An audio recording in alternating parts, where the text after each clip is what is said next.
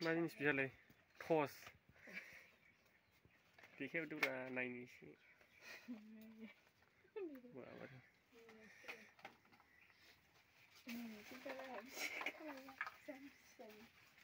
मा जिनिस बियालाय लबार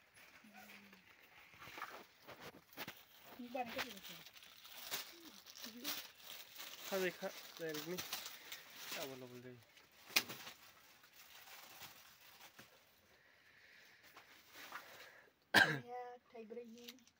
थाइब्रै ना थाइनै फैदो बिराद दाम गोसासो बिहा सेन इमारजेन्सि सेनसो होनो बेखौ आरो बेलाय माथो जिनिस हाब बेखौबो हरदों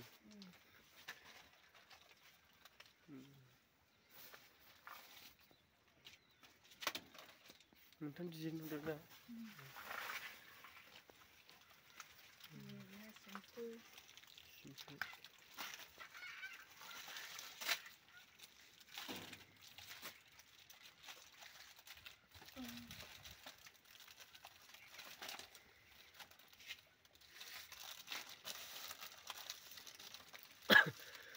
जायगायानो गैला सिम्फु जाजोब्बाय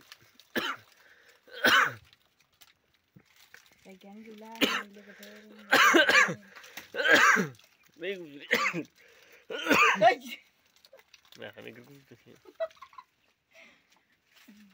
बेमार गोनां सिथां दखानदारा होननाय जासिगोनसो हालदैखौ होथोंसै आरो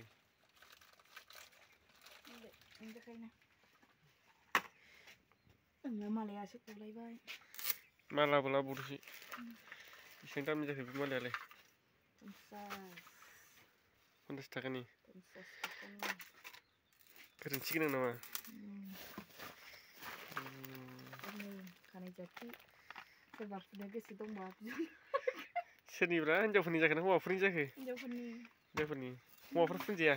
फुनजायो जेबो नङा माबारे बेहालाय गोमोलाय बे हालदै कालार आरो नै सोरनोबा स्ट्रेस थाव थाङोबा स्ट्रेस थाव खानाय गोराफोरनिसोना बेयो आरो नै सोरबा आलदा फुगारना थाङोबा नोगोद नोगोद लाबोदों माथो नोंलाय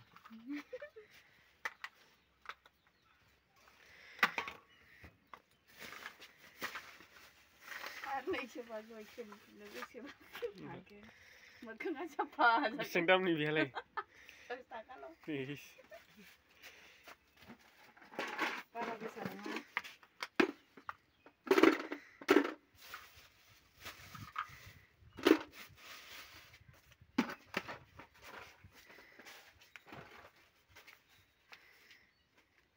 दानिया आङो मेथाइ साजायनोसै